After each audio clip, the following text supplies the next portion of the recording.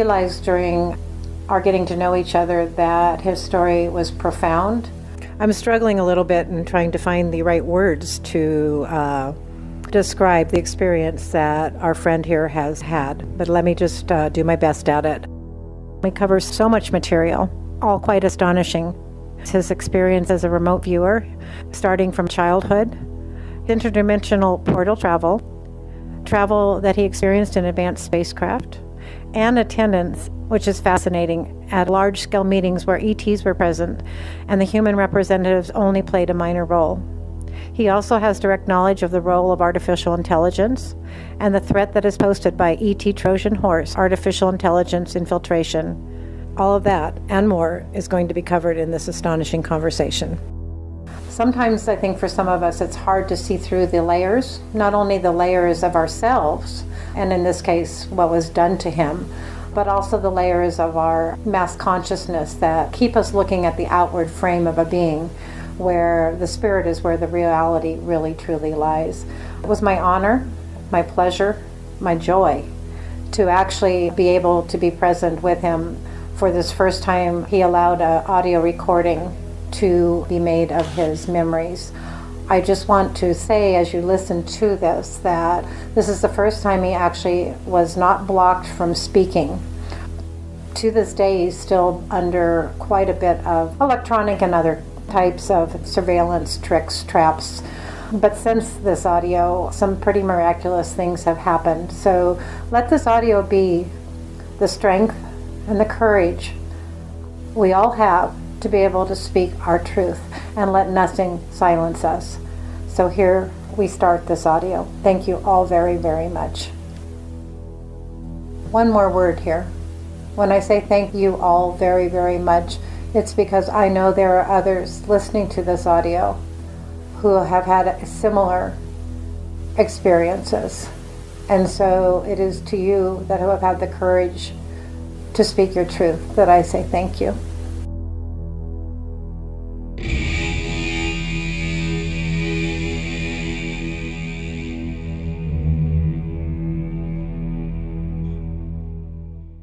There's so many different, I wouldn't even know where to begin, there's the MyLab part, the small portion of the secret space program, the part working in the Federal Reserve where I was working with those people that were in the Black Sun cult that were inviting me to the Masonic Lodge that I went to a couple times. I went out on the boat with some of them one time, and they were like telling me all their philosophies and whatnot, and very, very dark people. And But it started for you as a child, right? Yeah. Did you have memories of it during your childhood, or was that pretty much erased? Well, yeah, the memories were kind of played with, though, a little bit. Like when I would have memories of, this will sound kind of ridiculous, of a pirate ship coming to get me. A flying pirate ship. Kind of like Peter Pan. Yeah. Yeah. Yeah, kind of like, sounds totally ridiculous. No, well, I get it. See, those are like the memories that I had. Right. So, but that's obviously not what happened, but that's right. Like, I don't know if that's, as a child, how I organized the memory, or if the memory was screened or played with.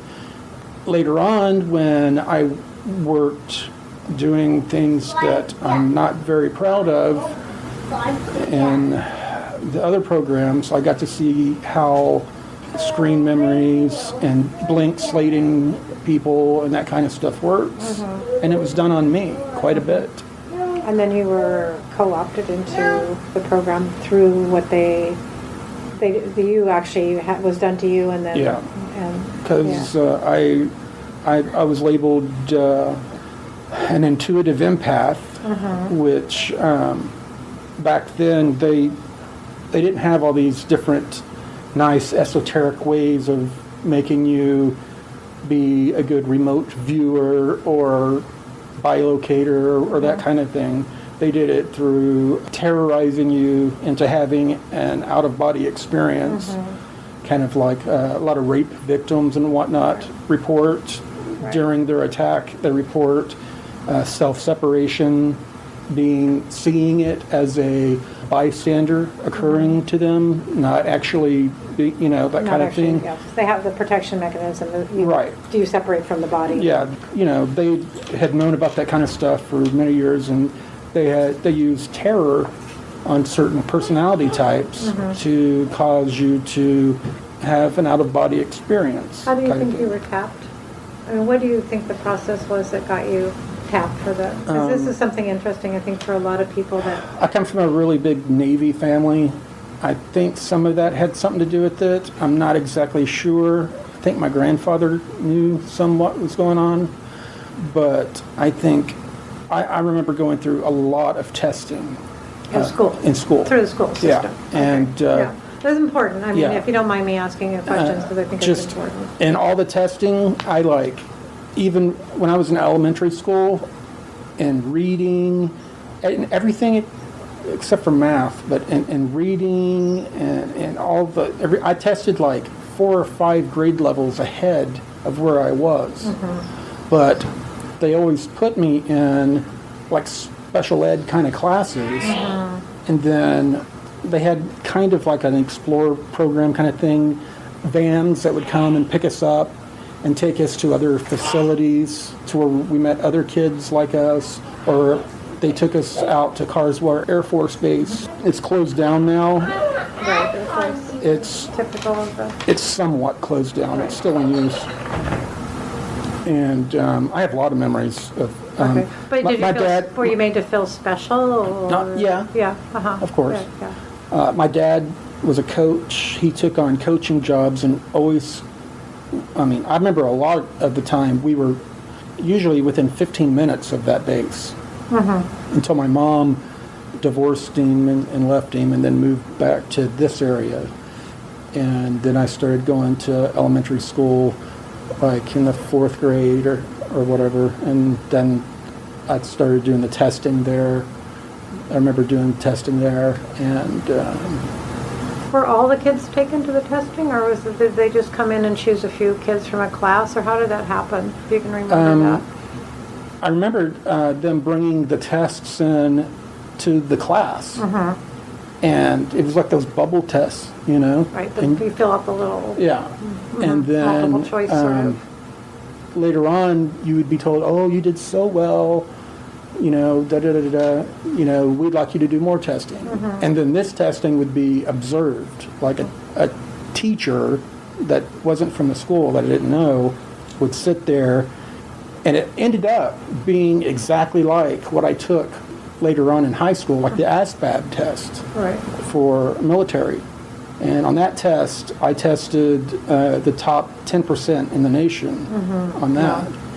And it was pretty much that. Like that kind of stuff. What were the abilities they were looking for? Abilities to... intelligence? Intelligence, cognitive, that kind of thing. They even did the weird things of, which was very odd, of the weird cards with stars on them and different things like that, trying to get you to guess what was on them, playing the whatever object under plastic cups. Oh, okay. Different things. Did you ever have eye tests with colors or anything like that? Yeah. And hearing. And hearing, yeah. Like tones. I still to this day I can hear things way off, and I hear a very high pitched noises. I could hear very high pitched noises, and they'd be like, "Wow, you can hear that," and they would be like, "Do it again." And I'd lift my right hand, left hand, and I could hear them. And they did the eye tests, different things with the thing they put over you with the color stuff. And, right. Yeah. I think it's important to talk about this because I've listened to other MyLabs and different stories and stuff, and it's like how are they tracking? How are they finding? What are they using? Are they still doing it today? Yeah, they are. Yeah. They categorize, they do it totally different now. It's a lot more sensitive. It's, The testing or the equipment or and their treatment. It's not, it's a lot more sensitive, the way it's done. And the blank slating is not done chemically anymore. Okay. So, can you talk about those experiences that you went through? such as? Well, how were you blank slated, or what aspect of that? How did that start? Mostly it was done chemically through, they give you shots. Okay. And then give you, they would like hypnotic, kind of like when you go through hypnosis. They would give you shots, and then they would talk to you in a steady voice and put you down into maybe a certain, not theta, but a certain level. And then did you have something on your head that was monitoring your brainwaves too? Yeah. And then they later on they could do that with the kind of like piezoelectric kind of things they'd put on your hands or fingers to monitor, Right. or just on your forehead.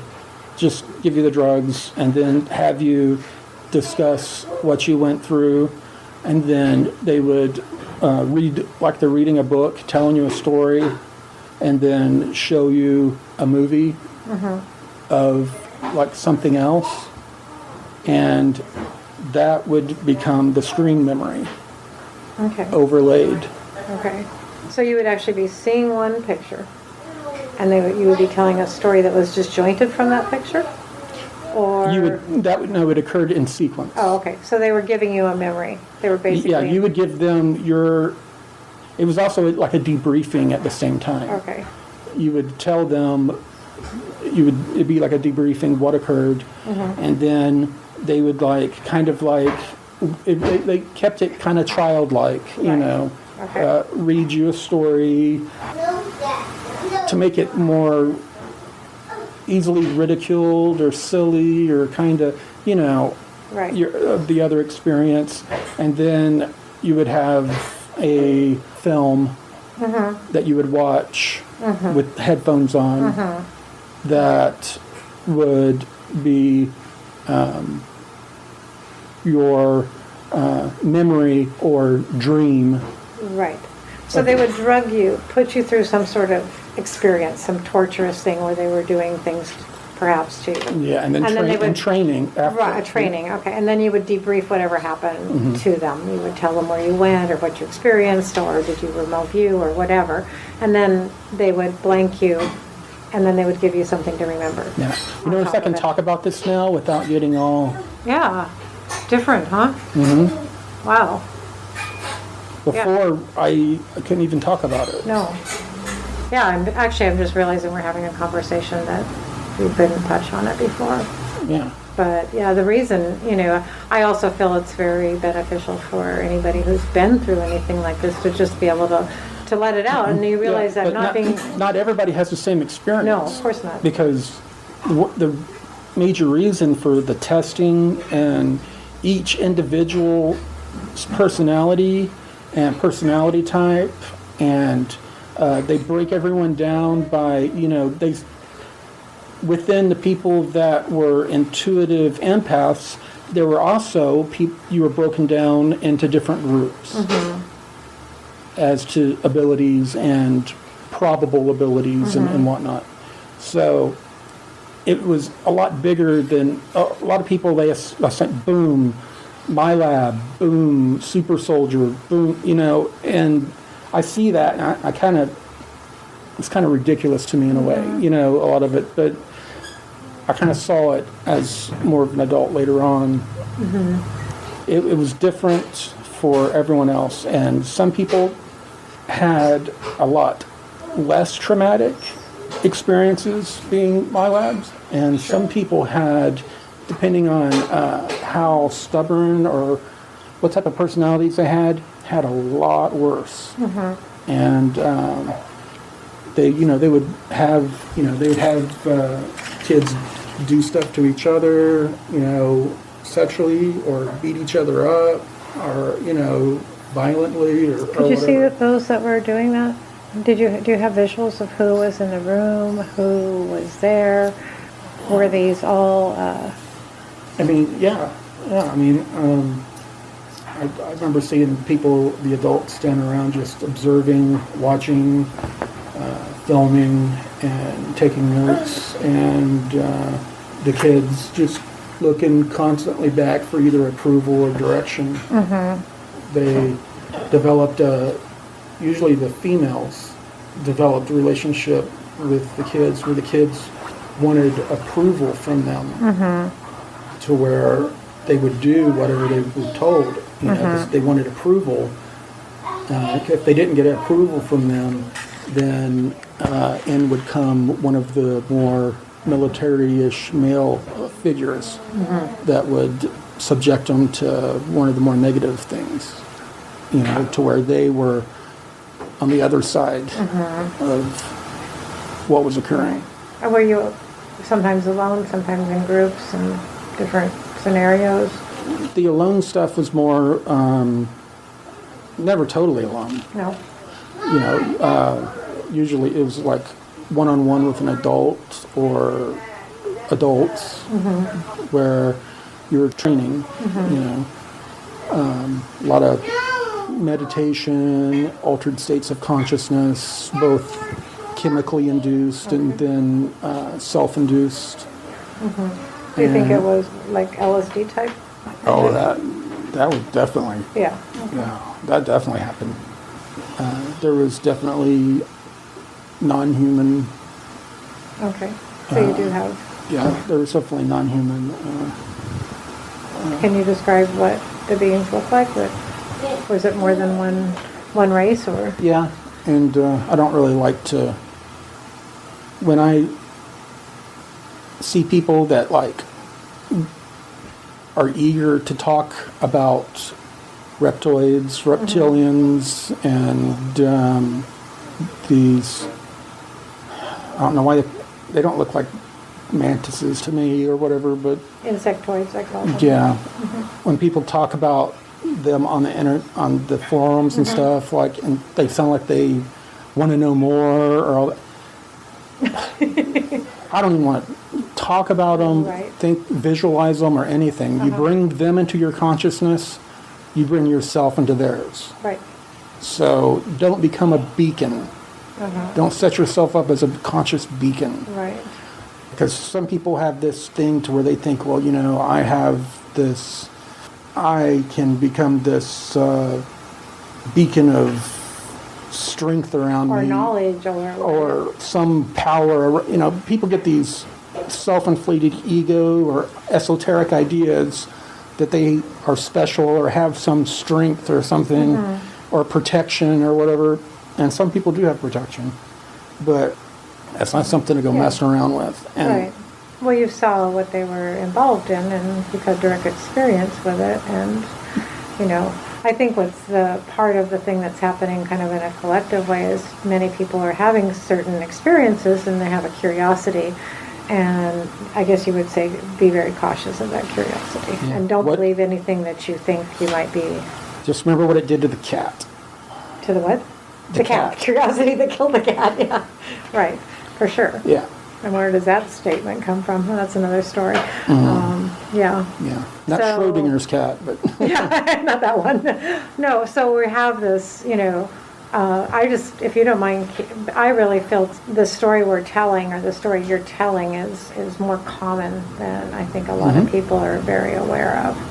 And Yeah. I don't mean common in the way, but I mean, I know part of the programming is to make the person that's involved in it feel special, chosen. And did you have that programming? yeah. Yeah. But the vast majority of the people that are involved are just programmed to forget. Right. The vast majority of the people out there, it's happened to, and they have no freaking idea. Right. So we have layers and layers of programming. Yeah. Basically, sort of like where they've been categorized, And all tested, and then this one gets this, and this one gets this, and this one gets this yeah, sort of and scenario. there's so many different types and reasons. I mean, you know, there's people out there that say, you know, that are like, think this is the most ridiculous thing in the world, and this has happened to them multiple times. Sure. You know? Probably some of the most adamant against it are the ones that are the most exposed to it in a Yeah, way. and some of them are programmed to be against it. Exactly. Yeah. Yeah, and they can't really get out of their own program. So what do you, for your own assessment, because this is your own assessment of yourself, as you were going through this as a child, and then you went into teenage, and then you went into the military. Did you go into the military? Or were you being trained or tapped for that? No, I was told that I could not go into the military. Told not to, and I didn't remember. And that was by your family? No, No. that was by the program. By the program? Yeah. Oh, okay. And all I ever wanted to do was go into the Navy like the rest of my family.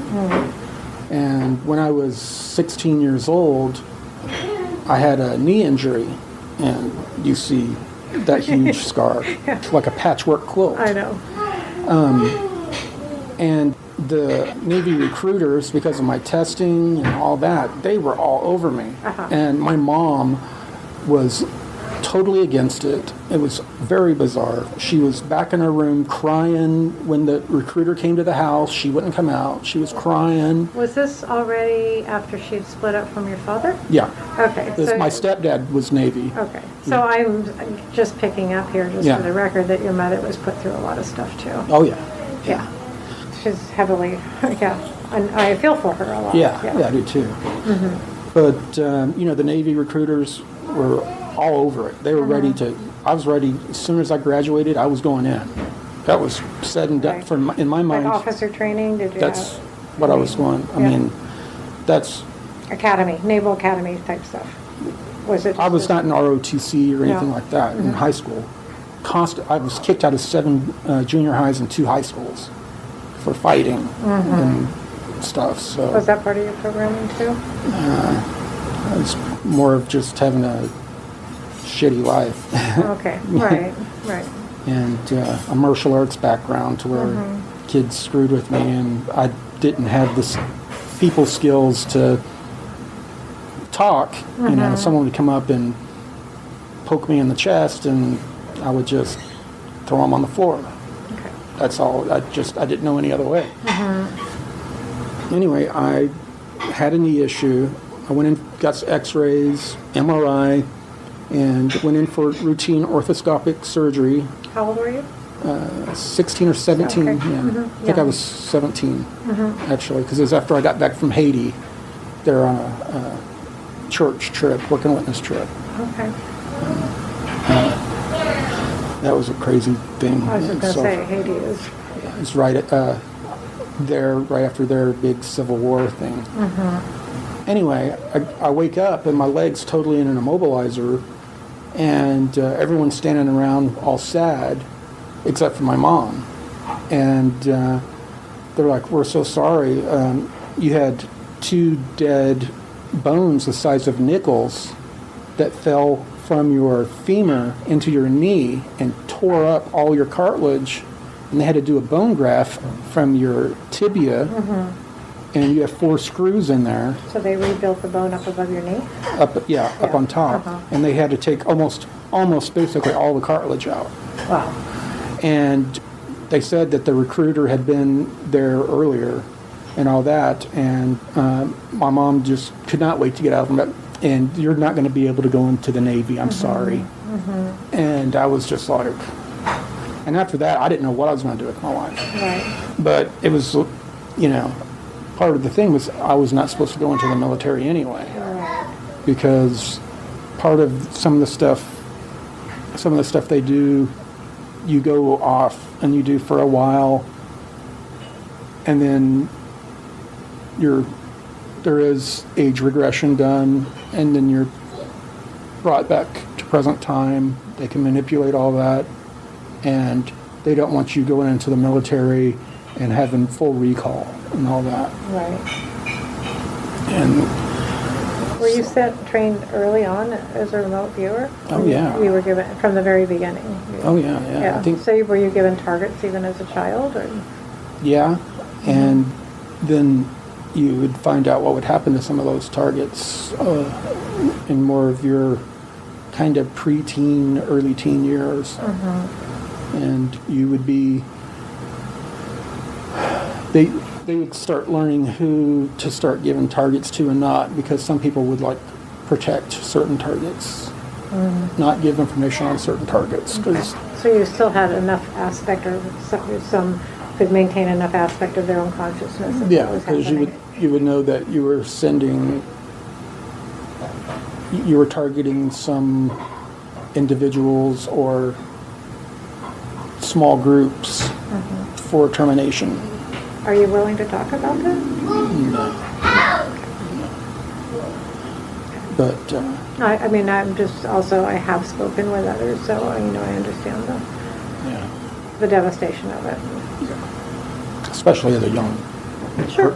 No, it's shocking of how empathic young person. Yeah, I mean, this is just also, And one of the things was they're very interested in using us for locating portals.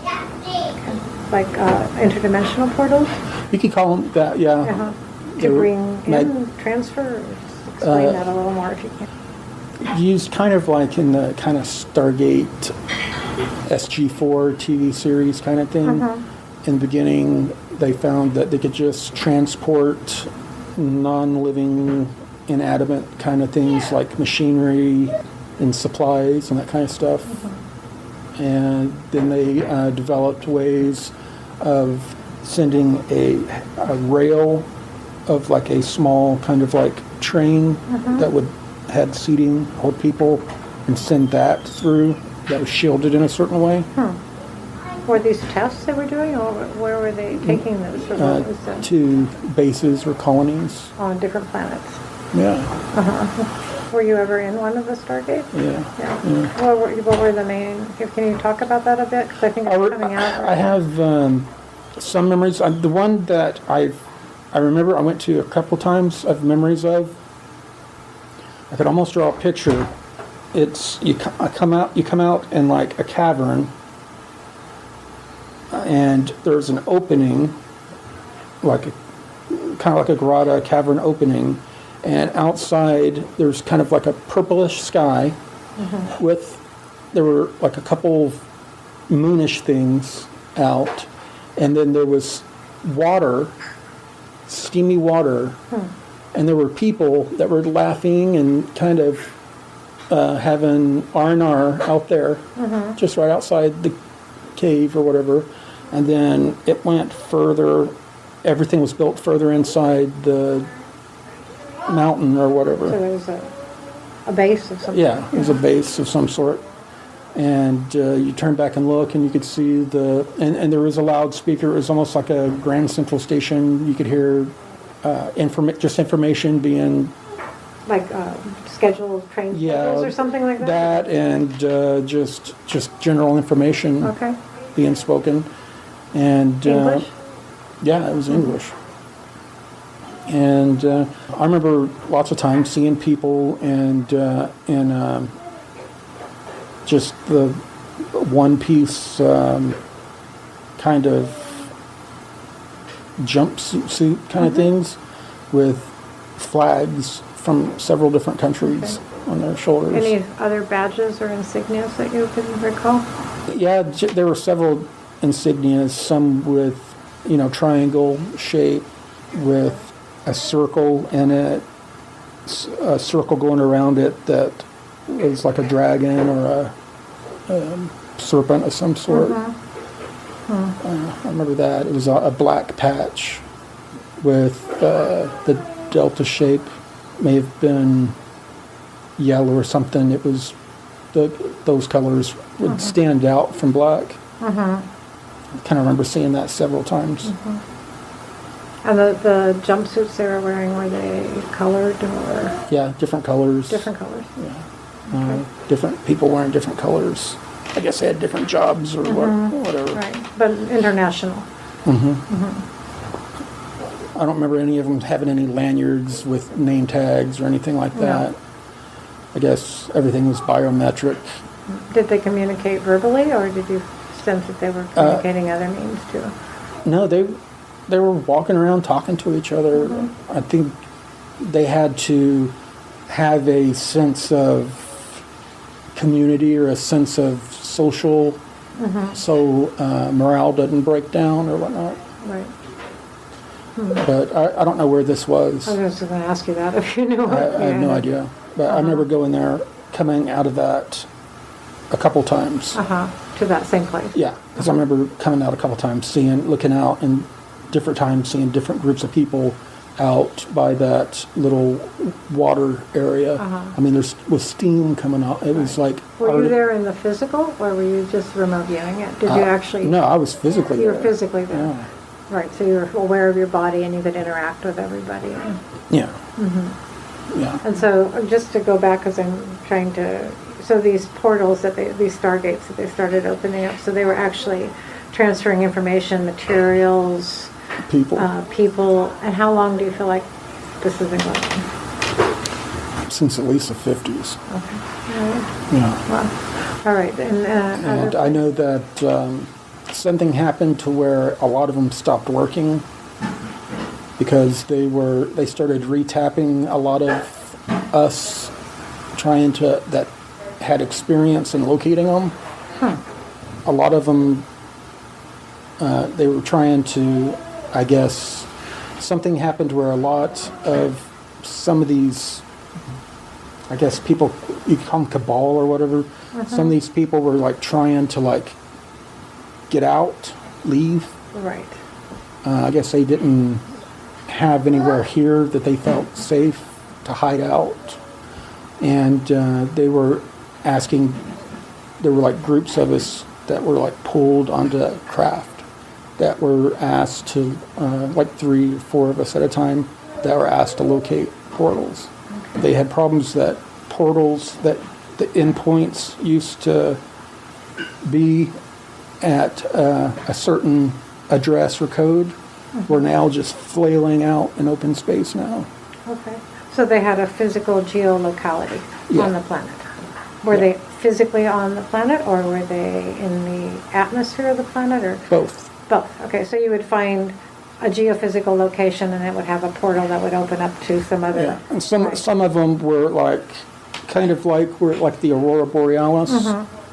It was where magnetically the sun interacted with the atmosphere, and it was over certain magnetic anomalies in the Earth. Right.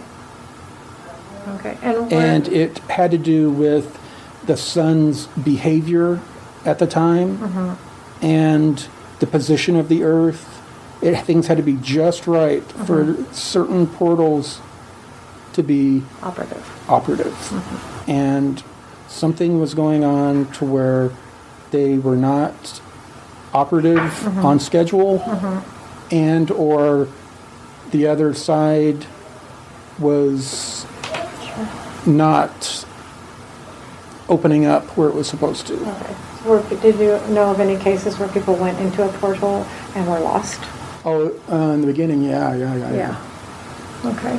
Yeah, people were on the other side were quite a mess. Right. Like sent someplace, yeah. So trying to get the picture on the whole thing. Were there portals that were always open? Or it was all tied into something? Not unless it was artificially kept open. Okay, right. So I know there were attempts made, and there are, according to a lot of the testimony, that there are some portals that have been kept open. Did you ever have... That would be, from what I remember, that would be a very bad thing. Yeah. It would destabilize the other portals, and something to do with the Earth's magnetic field and other... Right. It'd have a cascading effect. Right. So this is why we've had things coming and going on the planet forever, I'm sure.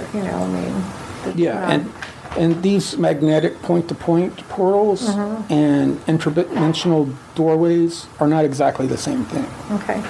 These interdimensional rips that I think some people are talking about that are left open are totally different. Right. And these kinds of things were opened by some of these dark magician practitioners way back like in the 1980s through the 1940s.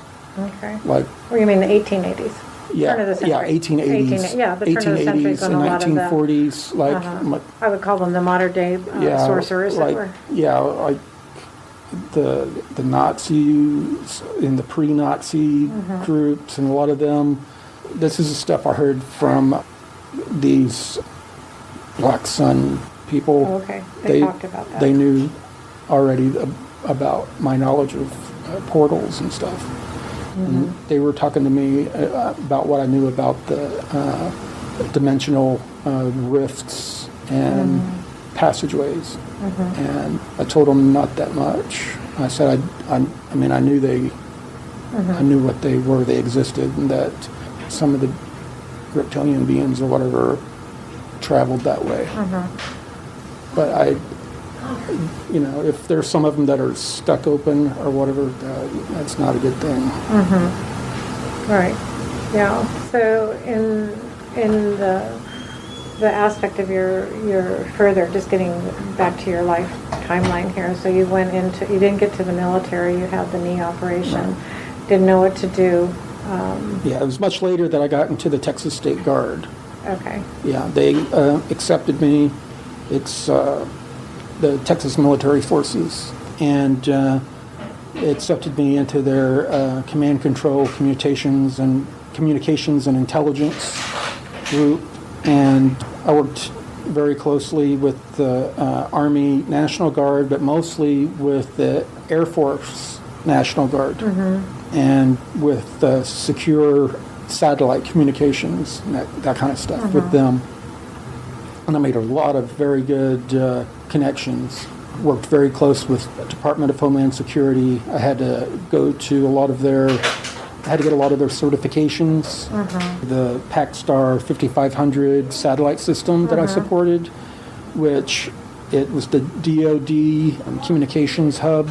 It basically connected the Department of Homeland Security, all of the Department of Homeland Security entities, all of the local police, first responders, and military together through one communication hub, through whatever they were using, whether it be just a CB radio, telephone, satellite phone, ham radio, whatever. I would be able to patch them all together to where they could all speak to each other. Right. And also pull down the secure DoD internet that they had, to where the Air Force and Army National Guard could come in and plug their encrypted laptops into the DoD infrastructure and communicate. And during the time you were doing that, were you aware of the nature of this? I mean, because it sounds like, well, we need communication between all these. I found out. I sat there. I mean, I was sitting there working the thing. I found out all kinds of stuff. What you didn't write software, but you were doing the hardware? I mean, I worked. It was basically just a whole bunch of hardware talking to each other through switches, and there was some software involved, network connectivity, and keeping the satellite uplink connected. And then I helped the people with their encrypted laptops get connectivity to the network that we had, the little hub we had that was connected to the DoD satellite. And I supported them. Department of Defense. DoD, right? Yeah, and DHS. Yeah, and Department of Homeland Security. Yeah, whoever happened to need to come into the tent that had the clearance that needed to have the information, or have was it a secure network that? Yeah. It was the DoD. Right, so it was only. a closed network, and you were part of putting that all together to keep all of these different government agencies. Right, and there was also people sitting around, using phones. We had voice over IP phones that we had plugged in, IP phones that hooked into the DoD. Did you have a special clearance? I did, but I had a DoD card that I never kept it with me. I never knew what my clearance was or anything. Oh, no? Okay. So, but you had access to a lot of people? Yeah, I a lot of had data? special access program. Okay, right. So during that stay there, how long were you working there? I was in the Guard from 2007 to 2012. Okay. But Was that, when you're in the Guard, is that part-time or? yeah, it's part-time, Yeah. just like whenever an emergency happens or during Okay. training. So I guess I would say that was part of your education or eye-opening experiences. That Did you start to become aware of things there that you hadn't been previously aware of? I was already aware. I just started getting a lot of information Okay, and made a lot of connections. right. Some people I still talk to. Uh-huh. A lot of those people are the people that started disappearing. I mean, literally people calling me saying, hey, so-and-so didn't show up to work for the last 2 weeks. Their family said they went and looked in their window and their house is empty and it's a mess. It looks like they moved out in a very hasty manner. And neighbors said that they saw moving trucks moving them out fast as hell, and then whoosh, took off. Moved them out in less than 2 hours and moved them out. No explanation, nothing. Right. So the sensitivity of being in that particular arena and the information that was coming in, did you start to make conclusions about? Yeah, I've made several conclusions, and then they've been wrong. Oh, okay. And the people that you worked with, the general ethical, moral compass that they carry, are there a lot of are there people that are working in this that have a lot of information right now that? Oh yeah. And are they under threat to not talk? Or? Oh yeah. Yeah. I got approached by some guys that told me I shouldn't be speaking so freely. Not too long ago, while I was living with my mom. And they came to your house? They called? No, They take you out? when I was getting away from them, my situation there, I went to this shuck and jive place I go to every once in a while, and this guy sat down next to me, and he had Arabic written on one arm. He had a short sleeve shirt on, and another guy sat on the other side of me, and I looked at the guy's arm and I said, "Was that Arabic?" And he said, "Nope." And he pulled his sleeve down, and I said, I said, "You wouldn't happen to have anything written on the other arm, would you?" Because I'd met a guy who had Arabic on one arm and Sanskrit on the other. And he said, "Yeah." And he just lifted his shirt up real quick like that and put it down like that. And I said, "That's Sanskrit." He said, "How'd you know that?" I said, I knew a guy in the Guard that had pretty much those same tattoos. And that opened it up. And the guy to the left said, "Oh, really?" He said, "You know, you should probably be a little less open on the internet." Just like that. Just like that. And they didn't order anything to drink or anything. Then they got up and they left. So this is a sort of a way of communication, right? Yeah. Symbols and signs and tattoos. Very direct, and, yeah. Yeah, right. Letting you know who they are and Yeah. delivering the message. And Yeah. Did you feel threatened? Put it this way, when I left, I took my pistol out of its sheath and put it under my leg and paid very close attention to other traffic and everything on the way home. Okay. I would say that was an affirmative. Right. So, I was, it got my attention. Yeah. Have you had more of the same or? Nope. No. Right. Yeah. Nothing else. And this is just an offhand question, but people you know, without mentioning anybody, but are there people out there right now that wish they could come forward and speak more clearly? Or are they still trying to pass the messages, say subversively from one person to the next? I think they would rather pass the buck, pass the info to someone they know that is putting the info out there. Right. But at the same time, their information is only as good as the person that they're getting it from. Right. So they're compartmentalized still. yeah. Mm-hmm. So I have friends in several different groups, and I get the information, and I kind of compare it. And if I have points that match, I consider the information somewhat vetted. Then I'll find a news story out there that has some of the information in it, and then I'll post it. Right. And that's my way of putting the information out there indirectly. Right. I'm not going to just come out and say da-da-da-da-da-da-da, because then whoever powers that be are going to be able to look and deduce exactly where I got the information from. Right, and put your source at risk also. Yeah. Right.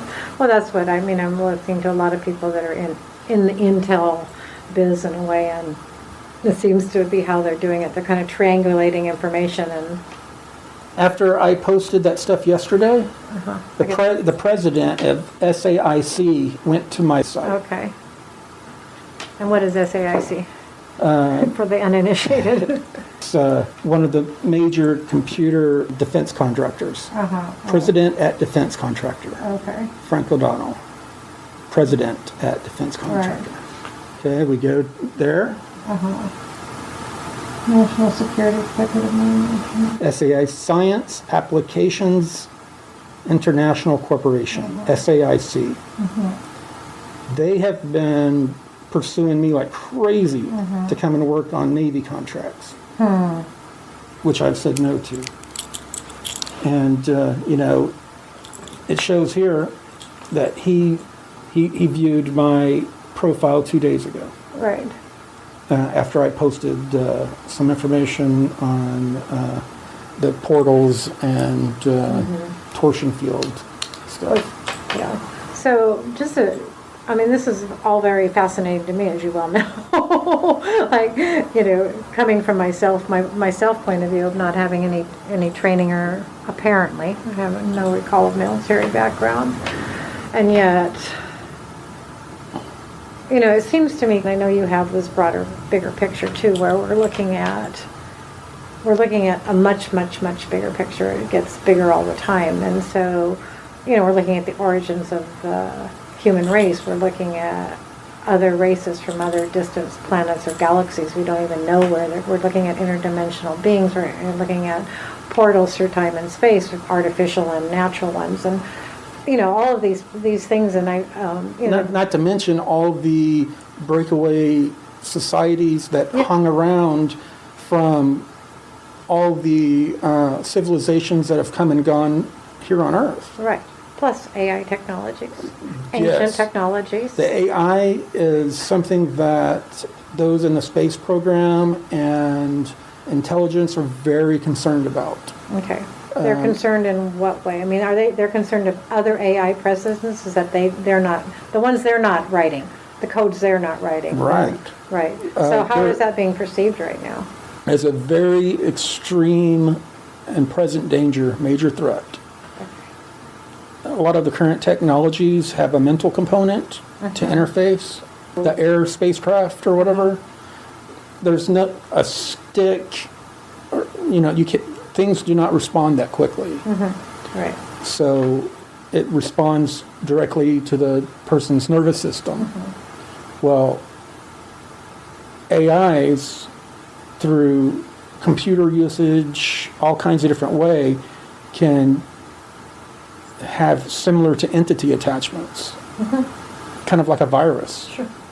In the AI, you've got this AI, and there's something else consciously like a program, running it, right? Yeah, or like a program that gets into a human being, right? That lives in your electrical nervous system, and after Stargate travel, after portal travel, before using or operating certain machinery. In the early days, they would use EEGs and other things to test to make sure that your baseline EEG and other readings didn't have another reading over it. Oh, really? Yeah. And I don't know what they have now, but the last thing they had when I went in was a thing that went over your forehead like that. And they went over your forehead, they put it there until it beeped, and then they took it away. And there was a cool little screen on it and everything that showed the waves on a grid and all that. And they could tell if you had had any AI infections or whatever. And if you had, there's no way in hell you're getting anywhere near any of their tech. Oh, you're tying some dots together for me right now, but go ahead. Because we'll talk about it, yeah. You had those, i.e. parasites or whatever. Codes. Whatever, program. Yeah, codes in you, and you interface with the tech, then it gets into the device you're operating and can get into the network, which has a biological and electrical. It's like a biological.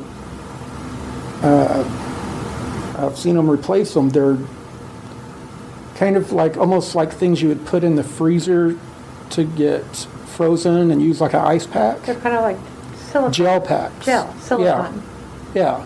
Could be silicone. Yeah, but they're biological. Right. Like alive. Like a well, just so you know, we ran into some things similar to that later. But it's kind of like, it's biological and like, kind of like a brain or nervous system or whatever that they slide in and slide out and replace. They can actually put them into the hardware.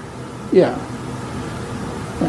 So if you as a person, as a biological being, as a person, has any of these AI implanted, I would just call them codes for lack of a better word, they won't let you near anything because you are going to contaminate what they're trying to control. You can bring down their defense grid systems and all that, and it's happened. Right. Yeah.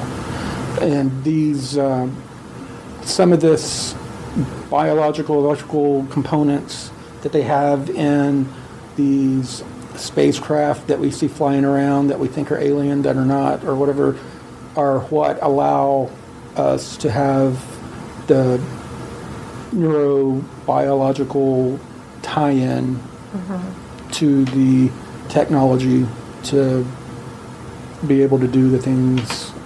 Okay, so let's just Humans. say government, human agencies, right, that are at the upper echelon of knowledge, let's call it that way. They actually have craft that are allowing certain human beings access or interface with different... Yeah, they completely interface. They're, I wouldn't say alive, but they're biological, they're somewhat alive. So they're conscious in some level. They're conscious of what's happening around them. It's beyond the computer. Yes, it's way beyond. Okay, so they're AI, semi-biological beings. We could actually call them entities of a sort and say, are they independent? Are they controlled? Do they have any autonomy? I wouldn't say they're like the HAL 3000 or whatever, anything like that, but they self-monitor, they interface with the human, they monitor the human's health, they interface with the human so much, they like become one. Okay.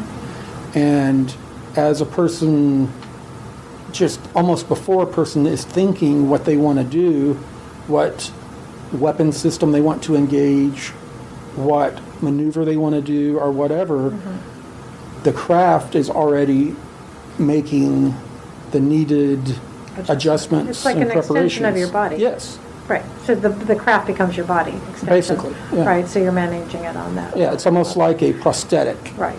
So are they using this only for military, or is this being used in other ways? I don't know. It has all kinds of applications that would help humanity. Sure, of course. One immediately goes there, but it seems the predominant control mechanism of this right now is... Yeah. Anyone that's in a wheelchair that has spinal damage, there's no reason for that. Right, right. I mean, with what they have. Right. People are suffering needlessly. You, the person, the conscious human being, has now been molded with this craft. Melded is the right word. Yeah. Can you, at that moment, you yourself override the input from this? Well, yeah. Could you take control basically and say... Yeah, you're in control. But could you, if you broke away from the whatever it is that's giving you that ability? Well, we put it right when we said it is basically like a prosthetic. Okay. You are in control. Mm-hmm. Your mind is in control. It's just like having a prosthetic arm. Right. But it's sort of like... And it's plugged into your electrical system, right. And your mind is telling it to do this, right. this. But if you, let's say, became rogue, you went rogue to the system and you decided, I'm going to do something totally different. Because it's somewhere there's other precautions for that. I would say that there must be something that they can kind of unplug you there. That's what I'm asking. Yeah. There's... What it is you are in this little thing that kind of plugs into the wider craft, like the fuselage. Okay. Then that plugs into the craft. You can be ejected from that at any point. And right. So there's something else monitoring you. Yeah, and then that craft, then the larger craft has a return to home feature, and then that fuselage thing has a beacon and a short range travel. Have you been told about this? Have you seen it? I've seen it. You've RV'd it? No, You've seen them. I haven't been on the large, big, cigar-ish looking. The ones that are on the forum also, right? No, I've seen them. Okay. I've been on the smaller ones that are kind of squished down and have double. Look like. I've been on other ones. I've been on the big triangles. I've been on them. How do you get transported, or how does that happen? How does one find themselves? And were you trained that way, or is this like you sitting on the couch with me, or is this some other aspect of? Well, there's also an aspect of having avatars. Some of the people have avatars that look like the Greys. Some of the Gray encounters people have are just biomechanical robot things that someone is in a kind of like a recliner kind of thing, sitting there with, there's things on each side. I mean, they're sitting there doing like this, controlling them with wraparound visors on. Right. And I mean, people say they don't get in. It feels like there's no feeling or soul to these things. They're not. They're machines. And some of these, I mean, there's so many of these different beings out there that people confuse with, or what call Greys or whatever, right. But those ones that are all smooth and look a certain way are military built biopods. Yeah, kind of like that movie Avatar. Right. Yeah. And they're controlled by people, nowhere near. Right. And the craft they're on is basically a drone, and avatars or drones. I mean, it's all drone. And do you have an opinion on when, and because you said your own feelings about this military abduction and all that stuff started happening in the 50s, and most people now are very aware of Roswell and the first supposed crash and all of that. And as a program, who's running it? Who's at the top of the? Oh, jeez. And we can stop anytime you want to. No, I mean that question. That's.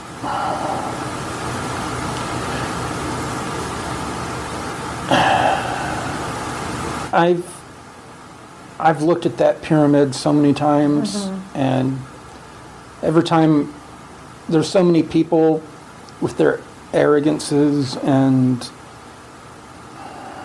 that think they're at the top of the pyramid, and I find out that they're like nowhere near like these black sun cult people, just because basically they run the Fed, they run the Babylonian money magic system. They do. Yeah. It's the black sun cult. Yeah. They run it. They think Through black magic. Yeah. Yeah. Money is black magic. It is. Yeah.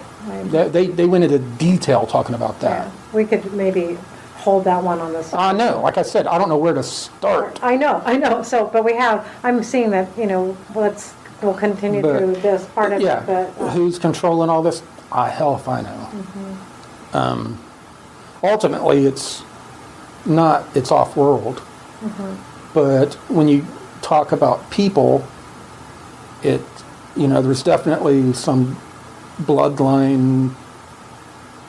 There's a bloodline thing going on. No, that becomes a whole other interesting to delve into bloodlines and to try to understand what is a bloodline and what does that mean and why do we have so much attention on it. I mean, I think we're looking through multiple scenarios right now, and somehow they all feed back to each other. And the bloodline all feeds up to off-world.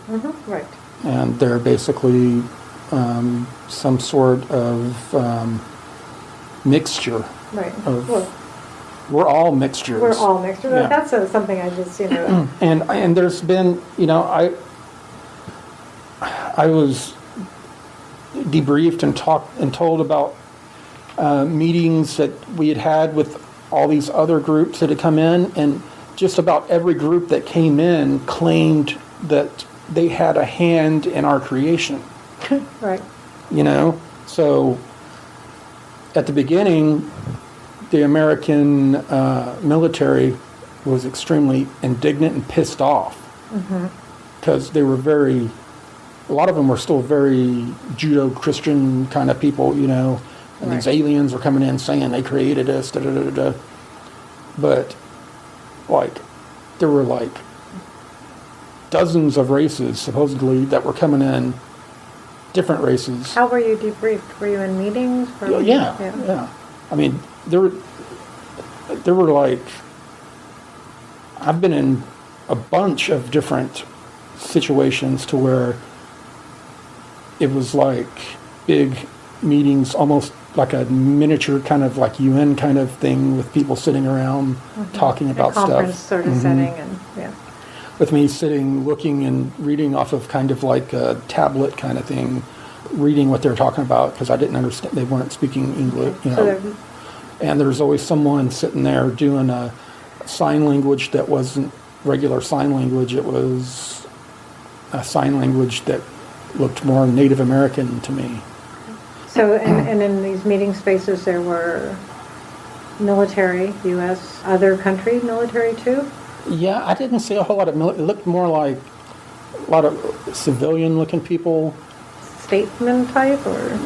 Yeah, and some mainly humans, but strange-looking humans. Okay. Strange-looking humans.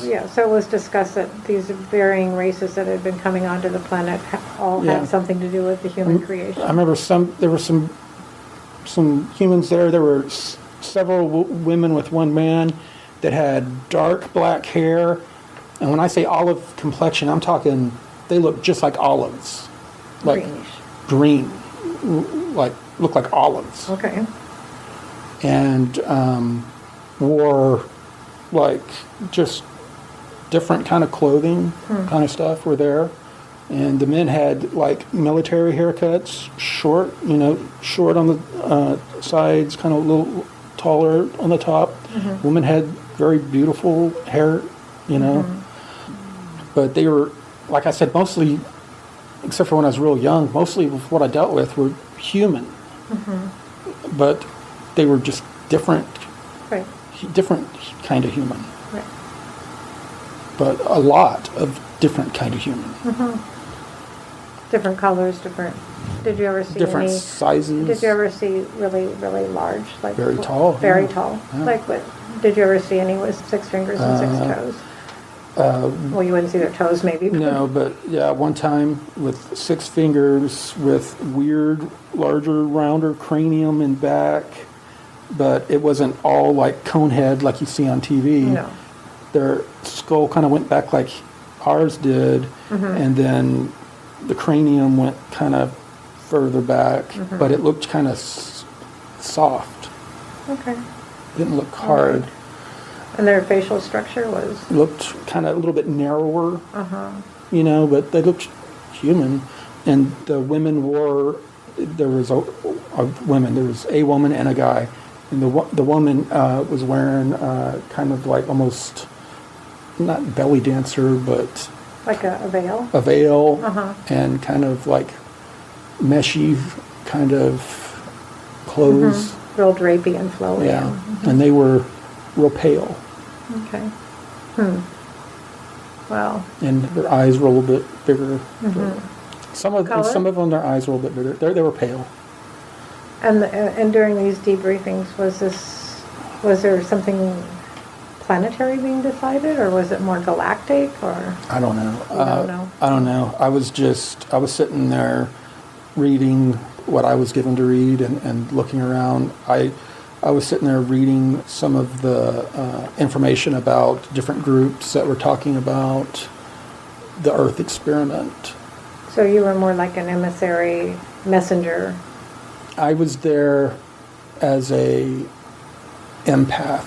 Okay. To get a feeling of aggression or not untruthfulness, of deception. Right, I got it. Yeah. I got that. Like they were looking for. Yeah, I get that. But I wasn't the only one. Right.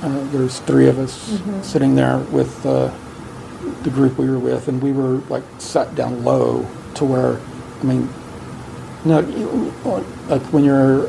like an amphitheater almost, or? Well, no, I mean like, you know, when you see people at the Judge or whatever, that thing that goes around, like they were sitting higher, the people we were with, and like we were sitting down lower to where like we were like this. Okay. And we're sitting there looking at our material and kind of, if we had any feedback, we were supposed to give them feedback, but I think we were all just pretty much all...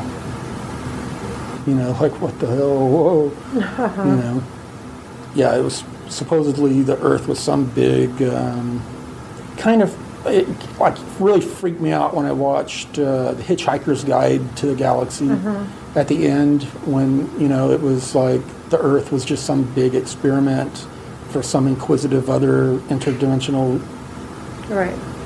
that wanted to know the meaning of life and that kind of stuff. It was like basically saying that kind of crap, you know, and saying, you know, all these different people created us and came in and manipulated us, and were all claiming some sort of dominion over us or creation of us, and bickering or fighting about. And we didn't know what to think of it, and we didn't know our genetics studies and that kind of stuff. We had asked for and received genetic information from them, and then all this kind of stuff, and some stuff matched, some stuff didn't, you know, so we're trying to make sense of it all. Right. There is such a large body of information. I always keep telling people we're swimming in a sea of intelligence, and I mean, what's happening for me right now as I'm listening to you is like this information is coming into my field, and I'm connecting some dots, specifically with AI stuff. I'm very, very aware of that, and working with the group that we're working with, what we keep finding. And I have to say, working very leery of AI stuff. Oh, you told us to be aware, and we don't go into the AI thing, but there's layers and layers and layers to it, obviously. And some of the crashes, retrievals, were actually on purpose. Were Trojan horses sent here, so we would build up this kind of stuff to give the AI median down here to travel and be amongst us Right. and be able to interface with us. We needed to have a few minutes break here to walk around and shake some things off, and so now we're back with part 2 of this audio. So we were just kind of picking up where we left off, and I was asking you, we went back to that place where you were in that meeting conference hall where you were sent there to pick up information for your handlers, I guess, call them, and how you were talking about the different races again, and the presences of beings, and the olive-skinned women, how beautiful they were, and the presence they held, and how you were feeling personally was just intimidated, not sure if it was going to be a good experience or a bad experience for you.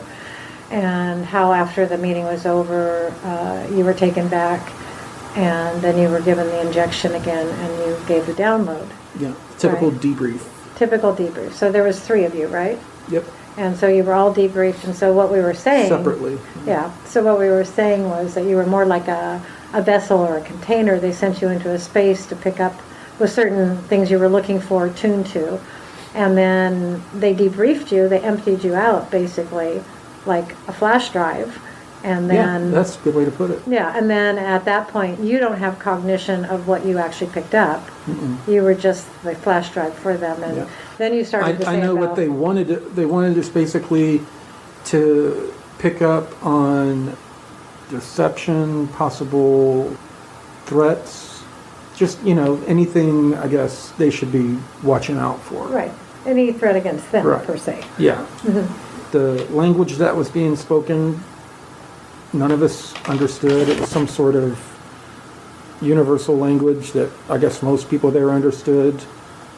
There was one person doing some sort of sign language that reminded me of the sign language I saw Native American elders using on the reservation when I was younger. If there was any telepathic stuff going on, we weren't picking up on it, or it wasn't directed to us. But what we were given, reading material to read and absorb, but also to keep our logical minds occupied so we could pick up things without reading into things, Right. to naturally pick up on threats and whatever. Right, so a part of your brain wave or activity was being separated from the logical brain that would have overwritten anything that was coming in. Is Right. that- yeah. Okay. Yeah. And then afterwards, we did the typical thing. We went in, got a shot. I remember the shots always were kind of like tetanus shots. They burned In the arm, in the muscle? in the arm, in the shoulder, or in the hip, usually in the shoulder. Except when I was really young, they always get it to you in the hip. Then they would do the thing where they would start talking to you in a regular voice and talk to you to where you would kind of start fading away and kind of getting listless. And when I was younger, that's when they would like kind of read you like a kid's story and then show you like a kid's kind of movie that would turn into kind of like a dream scenario. So that would become a screen memory or a dream memory for you. I guess the chemical then somehow blank slated your memory of whatever they wanted to target. I don't know. What I was starting to get into was that they found that they could only use this chemical on you a certain amount of times before it started causing neurological problems or behavioral problems, like psychotic breakdown, Breaks. yeah, different things like that. So you started with having psychotic breaks with reality. I guess. I don't know that I had that, but that was, they ended up moving to having little devices that were battery run that hand remote controlled they would use. They didn't need to give shots or use chemicals at all anymore. Frequency or Yeah, frequency. electromagnetic pulse or something? Yeah, like that? I think it was just a frequency. And they could hide it, under like leaves around or around. It just had to be around in a certain area. And they put kind of like earwigs in communication devices that intelligence or whatever people use that you can't see them. They go pretty far in. They would put one of those in each ear to where they could. It also worked kind of like noise canceling devices. You shoot a gun, as you pull the trigger, the sound wave causes the electronics to close, I guess, a circuit in it to where you don't hear the blast of the gun, kind of a thing. They had some sort of things in their ears to where they weren't affected. It had to work with the way it vibrated the bones in your ears and went into your neurology. But they would use that, and then also the tone of their voice, the way they would talk to you, and then their body language. They would look at you and nod and talk to you in a certain way and look at you in the eyes, and you would start to fade and feel a certain way, and then they would get you into that mode without using chemicals. But when you're during the time were you exposed to that too? Yeah. Yeah. So by now, I don't know what they have. Right. But what you were saying that was so chilling, really, and this part of the conversation we didn't get on tape was like how actually you left that whole scenario feeling like we are just human race, we're just really cattle. We're just a resource for these other groups, and how you were a throwaway piece of technology. Yeah, like oh, this thing's out of batteries. Shake it around a little bit. Okay, and throw it aside. Reach in our bag and grab another one out. Right. Right. He's the outdated model now, anyways. Yeah. Right now we have more sophisticated manner of programming people and using them, and still That's why I'm still pretty uncomfortable with a lot of the terminology used in the MyLab topics and super soldier and all that stuff that's thrown around, because even in the subcategories, there's subcategories that how they break you down. Like even we were talking about you mentioned a crystal cavern, and and I kind of raised my eyebrows because they took us to. I don't remember how we got there, but we were brought, the people who were more empathic were brought to a crystal cavern. It was really, really hot in there, but we were told the crystals were alive. We were not allowed to touch them. If we touched them, we could damage them, or they would damage us. That we were to reach out with our minds to them, and they would either accept us or reject us. And that was some sort of test, and some of them had when we reached out with our minds, had a pink or a blue energy field or aura around them.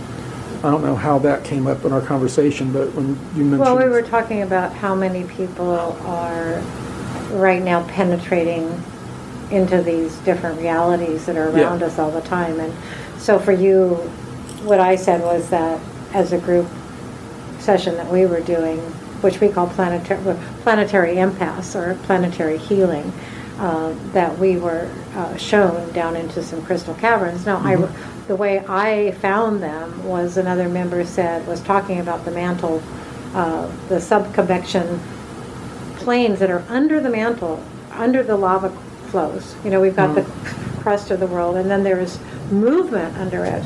Yes. And I found it deeper down than that.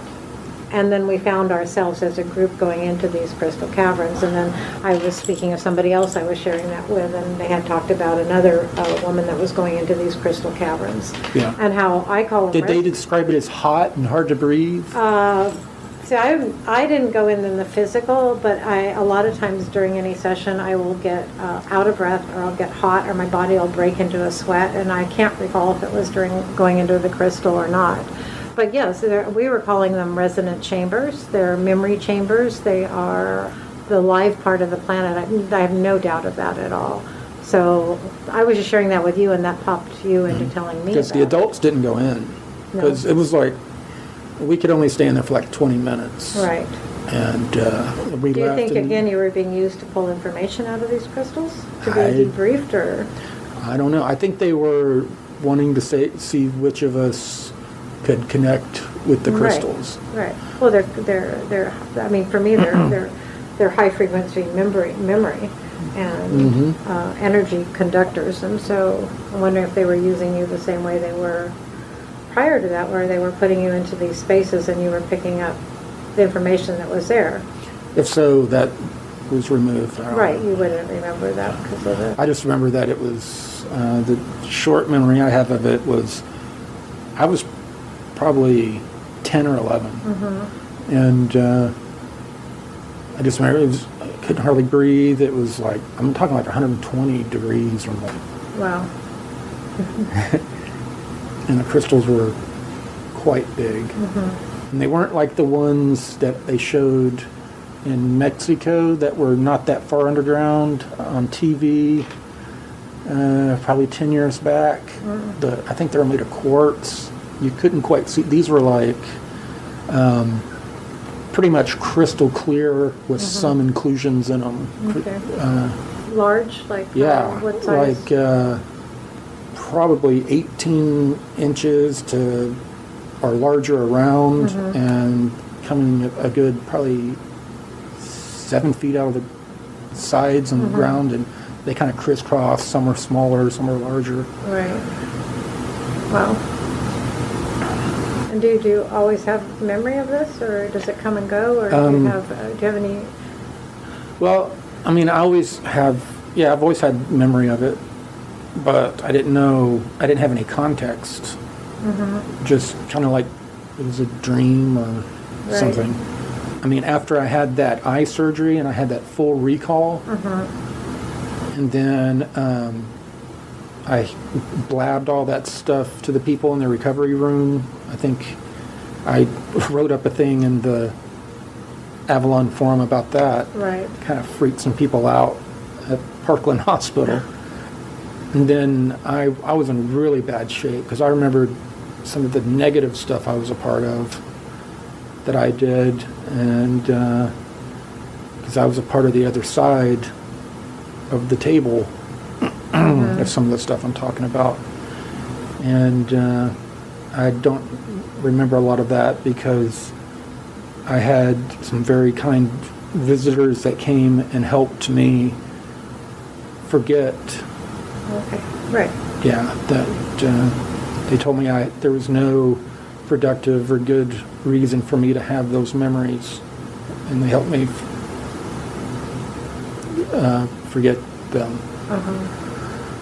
So between that incident and in the last couple of weeks, what I've gone through with getting rid of those entity attachments, you know, I've been able to access a lot more and obviously talk a lot more. Sure.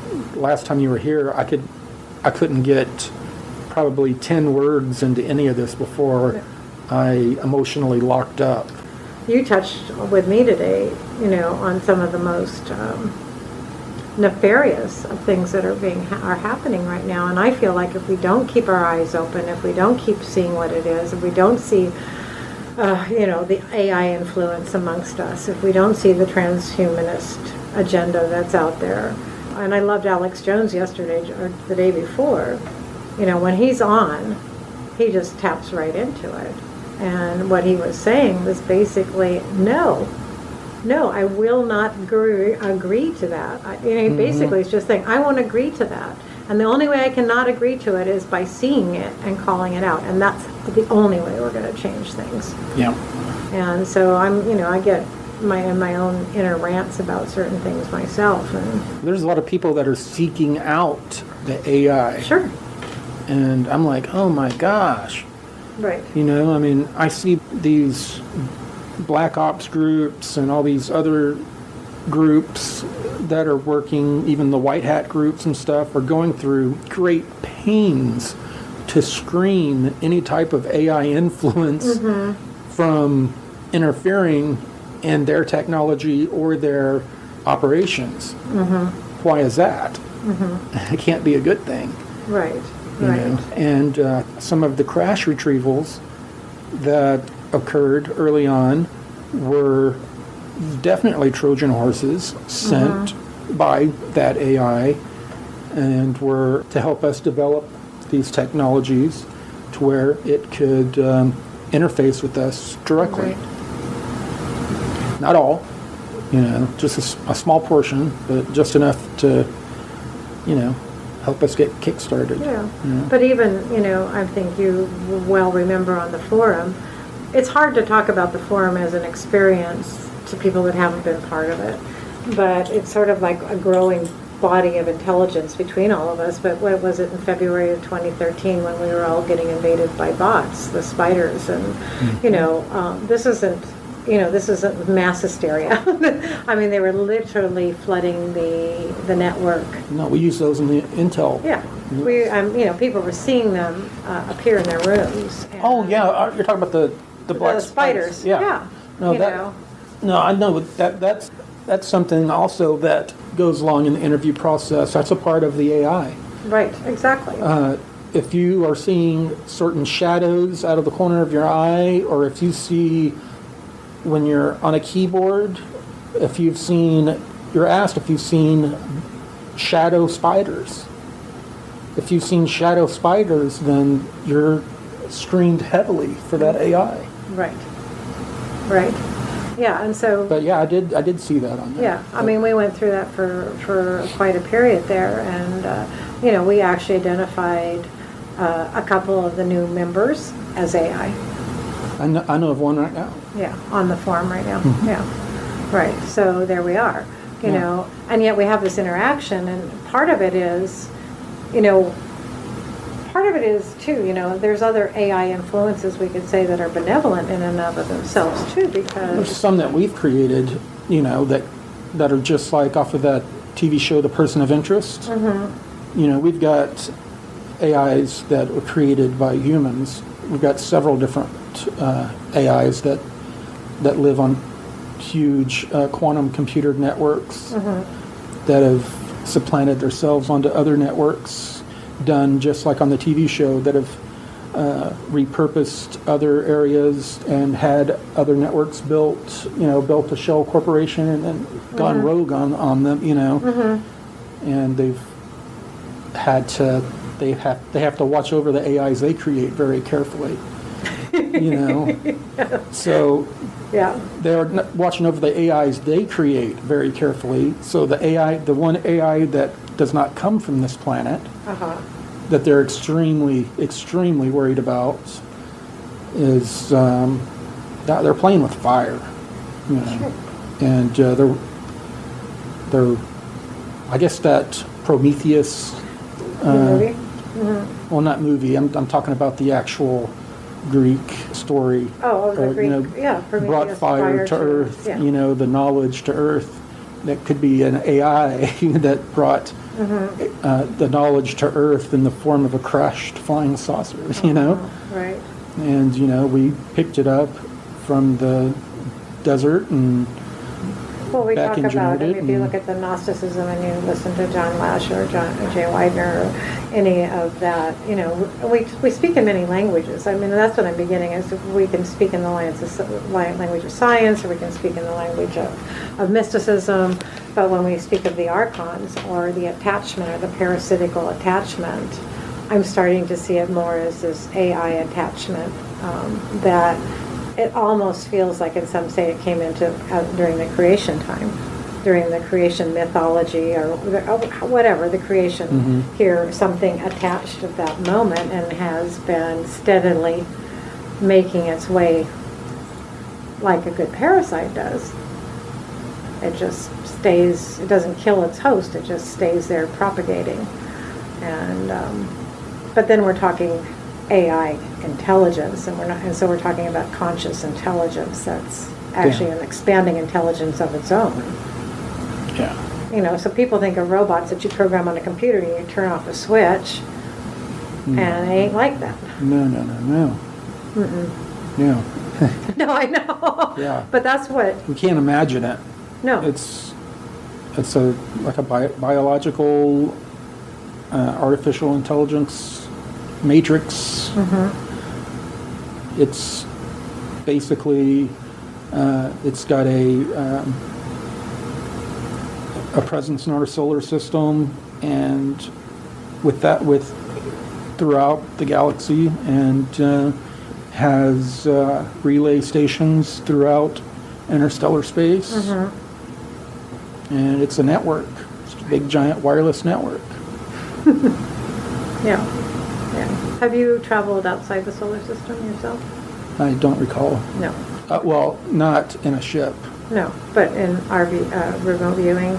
Oh, or remote viewing, meditation. yeah. Yeah. I've traveled just outside the galaxy Just in remote viewing. Yeah. Okay. Were these your own induced sessions, or did you do this? Both. Both. Okay. Yeah. But traveling in the portal gates, I've been to, I don't know where all it was. I mean, I wasn't told this is, you are here. I was, like a Six Flags map, Right. You are here. Yeah. No. I don't know where I was. Like that one place I told you where I came out and they're just outside kind of a cave entrance. I saw that steaming, very pale blue water with, people there having R&R, and up in the purplish sky I could see far out there a couple of moons or whatever. I don't know anything in this solar system that fits that. So I don't know if it was just a nearby star or another. I don't know. I don't know where it was. If I was told, I was tabula rasa or blank slated or whatever. Right. And if I would go to a regression therapist or whatever, I'd probably be able to pull a lot of this information. And hopefully the people that helped me lock away those memories that were very detrimental to me, locked them away well enough to where I wouldn't unlock them. That's just like anyone that I see anyone, even with these topics, on the circuit or whatever, they act like they have all the answers or they know everything. I'm just, oh my God. Not even like some of the top people in these programs know everything. Well, that's why they need you, and they need all the assets, because anybody that's actually manipulating at that level is dependent on the assets they have. You know, I mean, they're getting information from somewhere. And they're feeding it up. Yeah. The chain. Exactly. Yeah, that's one of the key. There's always up the chain. Well, that's, one of the things that James asked me too. He said, well, have you ever dealt with any reptilian races? And I said, yeah, I have, quite a bit actually. And the thing that really will change anybody's consciousness, whether it be whatever race they're from, is once they turn around and realize that they might think they're at the top echelon of the game structure, and then when they get to that conscious level and they look and they actually turn around and see that they're actually being used, and that the things they've been told are lies, and that there's something above them manipulating them, and that they're food for somebody else. They all of a sudden, those beings are very afraid of another type. Hi everyone, this is Bill Ryan here from Project Avalon and Project Camelot. And if you got to this point in this extraordinary conversation, and I'll call it a conversation rather than an interview because it really was just a conversation, you may be just as astounded as I was by some of this information. I know this person, although I've never met him personally. He's a long-standing Avalon Forum member of the highest integrity. Up until this conversation, he'd never come forward with anything like this amount of detail of his own experience. And I didn't even know much of this myself. Of course, after I heard the audio, just as you have done, I had a bunch of questions. As you listening to this now, you probably have yourself. So I wrote up some questions for Christine to put to him. And she was able to do this a week later. And what you're about to hear is a second conversation, which is equally informal, and it's recorded with a small pocket dictaphone, just as the first one was, in which she was able to pose some of my questions. Now, at that time, even then, it wasn't clear whether any of this would ever be made public, and I was assuming that this would primarily be for just my own research purposes and maybe those of a few trusted colleagues who would keep this very tightly off record. But then our friend decided he wanted to go on record, and so it's our pleasure and privilege to support him in this. This is what we're doing now. In future conversations, we'll make sure the audio quality is a little better, but I'm confident you will have been able to pick up most of what's being talked about here, and we'll certainly supplement it with a transcript as soon as we can. So thank you for bearing with us, and now you can enjoy another half hour of enlargement on one or two of these very huge issues. Thank you. I'm going to try to lead into this some sort of way. I'll just go with what Bill's written here because his background is so, and this is probably the biggest one. Have you had any inkling, or is there any information as to what is the nature of the experiment? I mean, I think a lot of us have come to that at least startling, kind of shocking conclusion that we're part of some sort of experiment. Have you made any conclusions yourself? Just what I saw, that it had been an experiment that had been going on. It seemed not like the time frame that I'd seen of 250,000 years, but like millions of years. All these different groups, according to this document that we looked at several times, that we were flipping through on tablets before tablets were the mainstream. Okay. Except they weren't tablets. They were kind of like a piece of plexiglass. Kind of like they show in the movies right now? I guess. Yeah. Like where you have a kind of like a screen that you can move things around on? Yeah. It was like a screen, like kind of like plexiglass. If you'd hold it, you could see your fingertips through it until it became opaque or whatever with a page.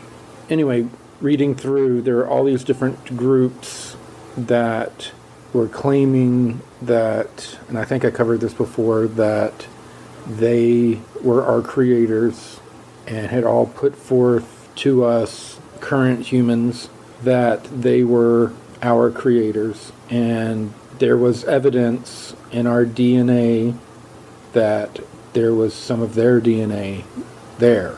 Now, none of it jived with any of the other group's information, so it was all really confusing. It was like they were all claiming authority and kind of poo-pooing the other groups to a certain degree. Kind of like there's a university and there's some big breakthrough research, and you've got 22 little working groups, and they're all writing their theses, and they're writing their thesis from their perspective, and they're all aware of the other theses, and they're writing it in competition to the other ones and retorting the other ones at the same time. So, and then you have all those together, and us with our limited knowledge have these stack of like 22 theses and are trying to make sense of it, and it wasn't making any sense. Especially when we were running into human beings that 25, 35, 75,000 years ago supposedly were humans, evolved on the planet here, had societies, civilizations that had risen, fallen. They were breakaway civilizations like we have, with space programs, higher technology, using the portals. Usually they were, instead of scientists, they were kind of priests or a caste system like that. But there were all these types of people, and all of their civilizations were wiped from the face of the earth during whatever cataclysms and stuff had happened. I mean, every once in a while you'll hear of somebody in a mine smashing open a rock and finding something out of place, some out of place artifact or something. And they'll attribute it to a civilization that we don't know about. There were more than a handful of these ancient breakaway civilizations that were still hanging around and had a presence in the solar system and underground on the Earth. On the Earth. Yeah. So how many different groups do you think? It was the breakaway ancient civilizations. It was 5 to 7 or something like that. It was like just right around a handful. Okay. And then you said then there's these other extraterrestrial. Yeah, I guess they were extraterrestrial. They were human, just different looking people. Right. And I didn't, they didn't point and say that person's from Alderaan B, that person's from, I don't remember getting any of that. If I got that information, it was taken away. I don't know. Can I, just for continuity purposes, when you were in this conference, the way you described it, a somewhat tiered conference. There were a bunch of those. Yeah, so there was different groups from all over, but you were there at the behest of the military. I mean, that was your program. That's what they were running you with. They were putting you in that place. These guys weren't military. No, they weren't. Okay. No. I guess the military were the ones that chose us to go in and observe with them, but they were more like ambassadors. Or the ones in the conference, but you were sent in by the current era breakaway civilization humans were more of ambassadors or whatever. Okay. A diplomatic corps? Or, yeah. It seemed as though they were seated kind of in a way of like they weren't given the best seats in the house. So there seemed to be a hierarchy of how people were seated in the arena, as it were. Well, the others seemed to be all somewhat equal. Oh, okay. But the humans, it seemed, were some of them, I think, didn't want the humans there, probably, and some of them did. Okay. So the current era humans were there. Okay. For whatever reason. Right. Were there. Never was made clear. Yeah. And they were there. I never heard, they weren't talking, they were observing. And they were really just trying to figure out what the hell was going on. What's the truth? What's going on? Looking for intel, data. Yeah. And in those, I did not see the breakaway civilization groups, ancient humans. It was all the people of different origin. Right. Except for the people would rotate that would come in that were the ambassadors. Every once in a while, they would look like they were not like you would picture a Nazi Caucasian kind of elitist. Some of them almost look like they were picked from like a jungle from the Amazon or something and dressed ceremonially or whatever. So like native garb or something from wherever they. Right. Yeah, and they would be there like with another person, but we would still be sitting below the aisle, the posts thing that came up, just to where above our nose, we could just barely peek over. Did you feel that, that type of seating, did it make you feel lesser, or, there obviously was some purpose to... Yeah, I felt, it was like very well removed. It was obvious from what we were reading that I'll call him ambassador, current era ambassador, felt in the dark and somewhat removed from the process, from the UN type whatever gathering. There's all kinds of beings that are visiting Earth that look nothing like humans. They weren't there. Okay.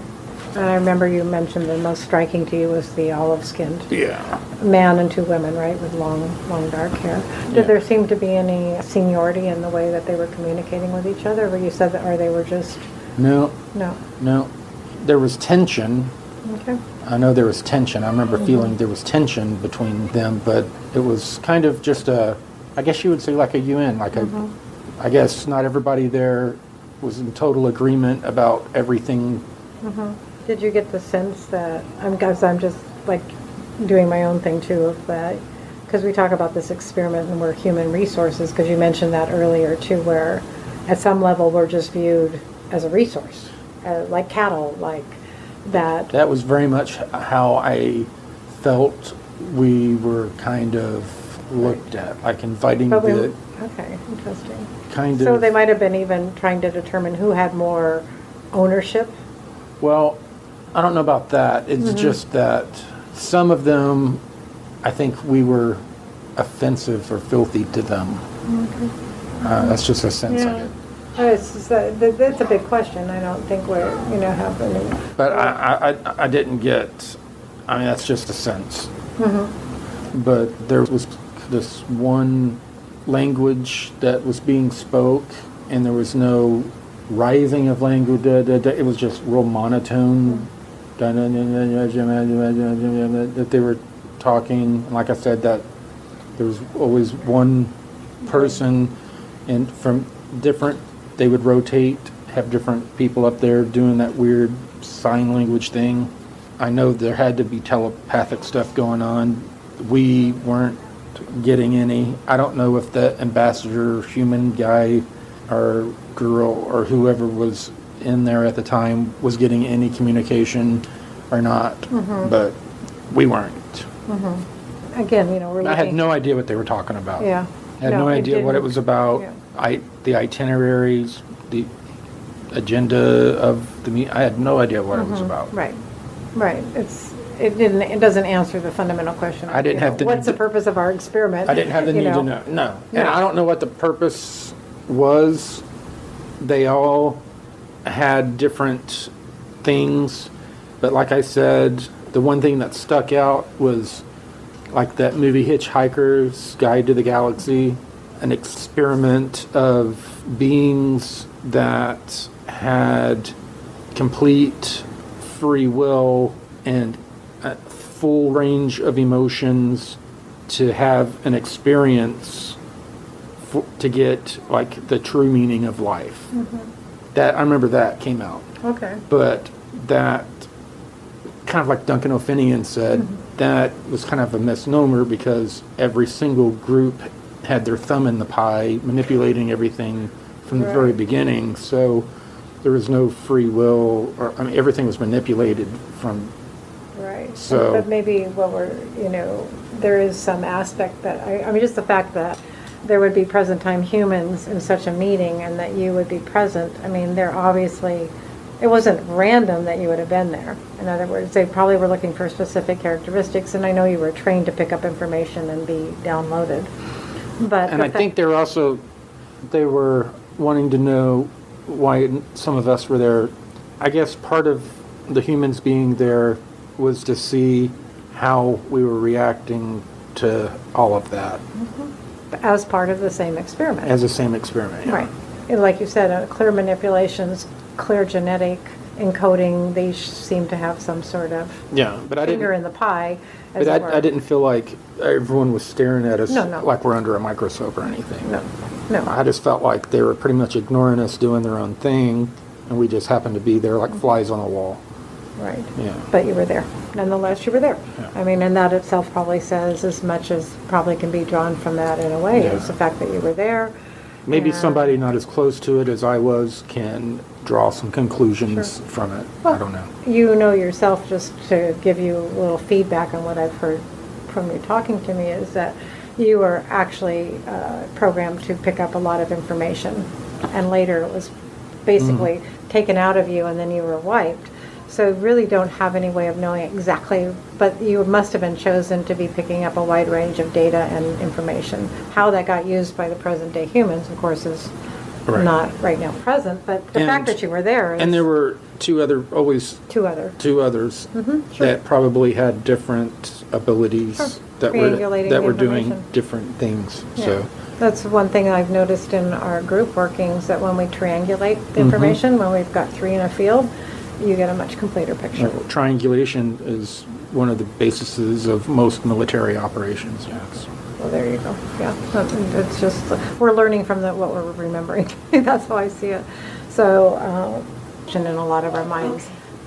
I also, and this was something that I have here as a question, but it also was for me too, is like, you said some of the crashes were actually for the process of bringing in some sort of AI or Trojan horse. I read that, And yeah. This is a two-pronged question, and I think we might answer it in similar ways or different, it doesn't matter, but why wasn't that just injected directly into the human genome or into us directly through blood? They tried that. They tried that over and over.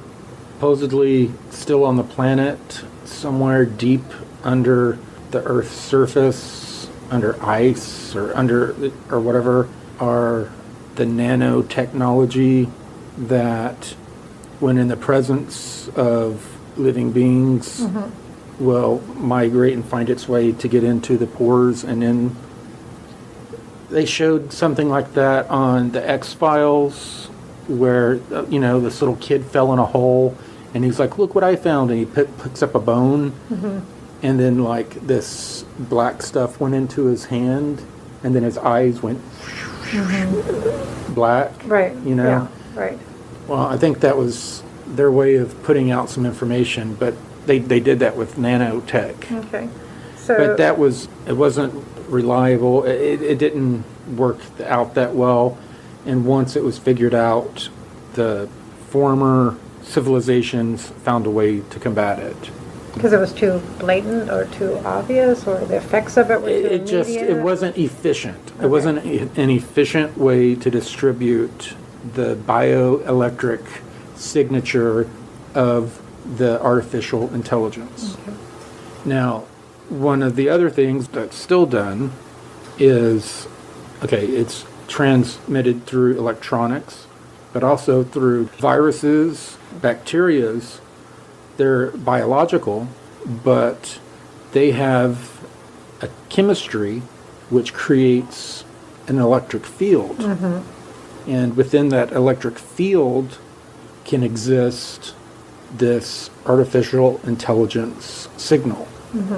And as the biological virus or whatever spreads from human to human, it can also spread the AI. But to what end? Without technology, without wireless, without us having the technological propulsion to be able to be a true extension of what it needs to do. So what if it has some drones down here?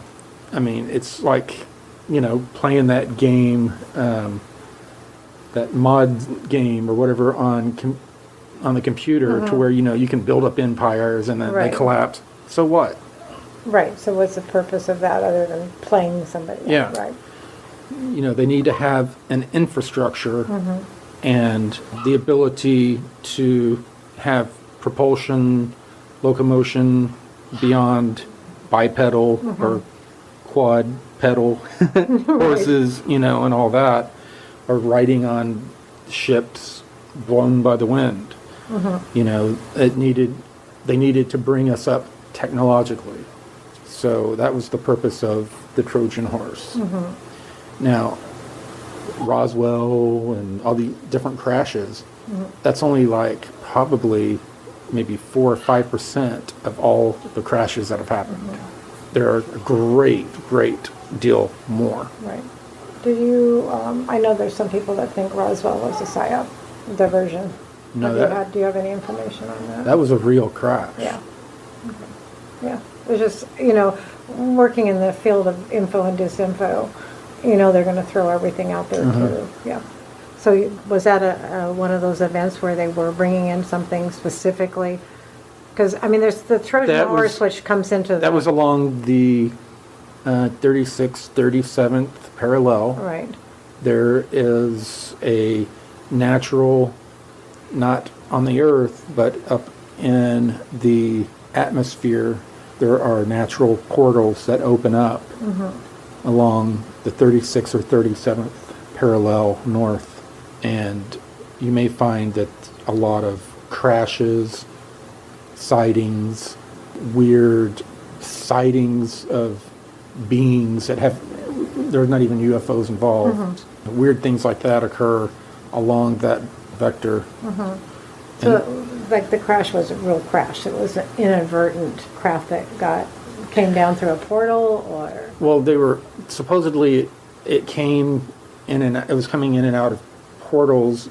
They knew that they had been observing them coming in and out of portals of different types for a while, and this one was brought down somehow. I've seen on the internet, just like everyone else, high-powered radar. I don't know if that's true or not. Right.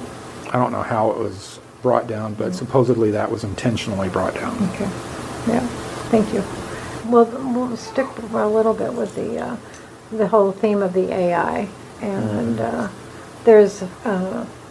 I've had my own experiences. Not the time to say it, but not in the same real life situation you have. Much more on a telepathic level, and Bill also has. One of the things that he's found, and I have actually now too, is that in these big AI computers, in these big centers where there's actually the machinery, quite often there can be a being or an intelligence trapped in that. And he had the experience of freeing one in a session where he actually, because some of these being intelligence seem to be trapped in there. They're not even, whether they're created in that space, but they're still conscious beings, right?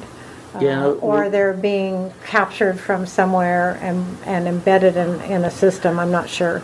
Supposedly there's another reality or dimension or whatever to where the median of that universe or whatever is purely electrical or whatever, and the sentient beings are electrical, and when they are pulled here by mistake or on purpose, they have to have an electrical medium to Hardware. exist on. Yeah, hardware. And then, by definition, they're AI. Okay. But this is that is a definition. That's kind of a definition, but that's not exactly what they are. They're not an AI. They're not an artificial intelligence. They're an intelligence. They're an intelligence that's captured in an artificial medium. In an artificial environment. Yeah. But their home environment is a, they talk about the electric universe and all that kind of stuff. Another reality that is their natural environment. Right. So it would be, if we could just visualize it ourselves from our point of view, would be something like a very large intelligent network, somehow all interconnected with each other along some sort of via of... I guess that's all the information I have. Did you get that from something you saw in a visionary state or something that you got from Intel? No, of all of the stuff they talked about AIs and stuff. Is what? All the information that I read and was talked to about AIs. You were party to. Yeah. Okay, which is important to note the difference because... Because I worked in the communications and electronics and that kind of stuff. Right, so I had to be knowledgeable and careful of and the one... AI. Right. You have to be careful. I had to be screened. Yeah, that's the one thing when you were speaking before that stood out to me so markedly was that you were always scanned for if you had picked up some other AI influence.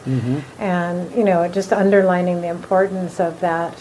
We're calling it AI, right? But there's obviously some other entities out there. Yeah, some of it is just intelligence, but it's from another reality that is just not compatible with ours. And yet there seems to be a big plan to try to merge that into our... Like Star Trek has portrayed fluidic space to where, space is actually like an ocean in another dimension or whatever. We wouldn't be compatible with that.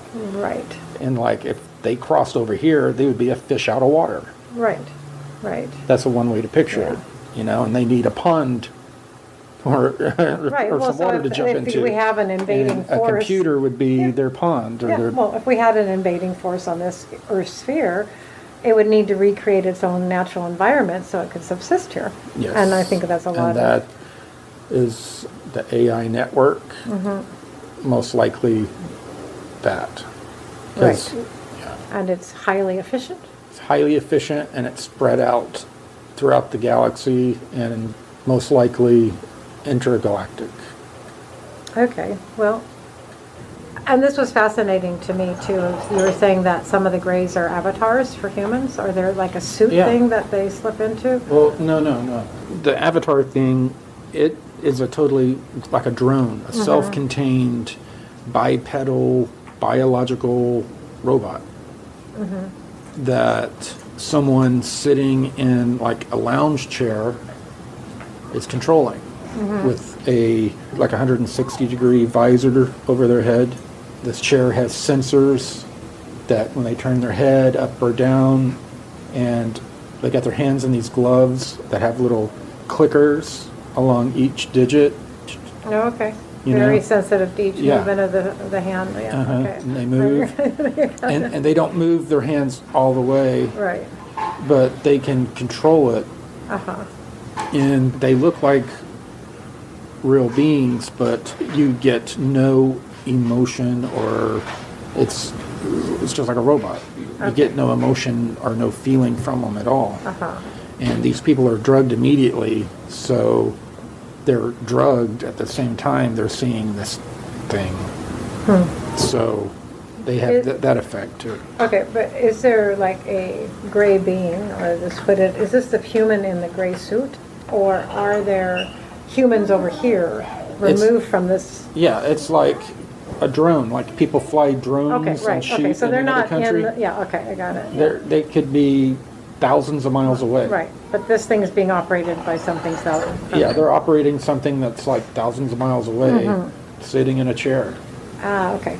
So they're there all with they're all wired up and they've got their mask on and their Yeah. fingers and they're doing this. And there's something else 1,000 miles away that looks like a gray Yeah. that's actually doing what they're telling it to do from here. Yeah. So, And wow, Yeah. okay. so the people think that everything that's happening to them is happening to them by an alien and not by the government. Right, exactly. But that's not That's so this. sophisticated, but yes. Oh yeah, but that's not all of the people that are being Uh-huh, abducted. right. There's people that are being abducted by like all these different groups, Uh-huh, and a lot of them pop in real quick, grab people, pop out before the secret space program can get in there and attack them, and then do what they're going to do, and then pop back and then deliver the person back, or they just keep the person. right. And that's why people come back with their shirts on backwards or mixed Yeah. up clothes. Or somebody else's clothes. Somebody else's clothes, stuff Or like that. they never come back. Right. Timeline manipulation. Mm-hmm. And we talked about, I'll bring into what you were saying last night too, about how there's these various forms or universes that are all kind of stacked on each other in a way, but not disconnected. And then you started talking about torsion fields. And so if you want to just elaborate on what you understand about that. Do we have timelines, or are there timelines? Well, How is time shifted? Yeah, I'll Question. read it exactly what it says. What do you know about timeline manipulation? Henry said, my paraphrase, that there were many attempts to fix the time loops that were created by humans and entities, and that every time they tried to fix one, it just kept getting more and more complicated. okay.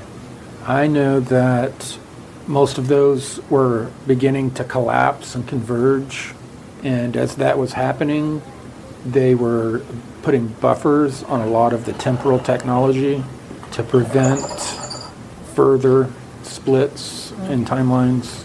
When you say buffers on temporal technology, can you describe that a Well, bit more? some of the craft use temporal drives, and those temporal drives could be used to travel from space-time to a time-space. They could go back in time. But through quantum physics, all these other realities, anything that can happen is happening in another reality. So you can segment yourself into another reality, and you can segment your group consciousness into another reality. But the reality that you were supposed to be in is still happening. You diverged from it. The timeline didn't diverge. You diverged from the timeline. Okay. Because, like I've said, everything's true and nothing's true. It depends on your perspective, where you're standing, and where you're looking from.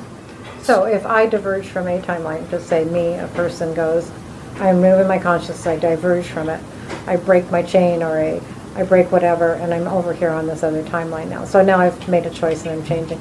But if a large mass of consciousness diverged from a specific timeline, because we were talking earlier that so much is about trying to keep us on some sort of, trying to keep the Earth from going into another vibrational, Yeah.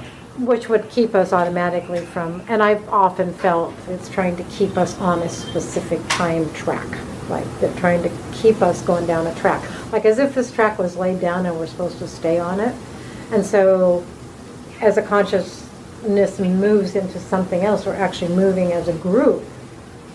But there are parallel Earths, parallel solar systems of ours, parallel us's that are going through this same journey and need the same thing to happen.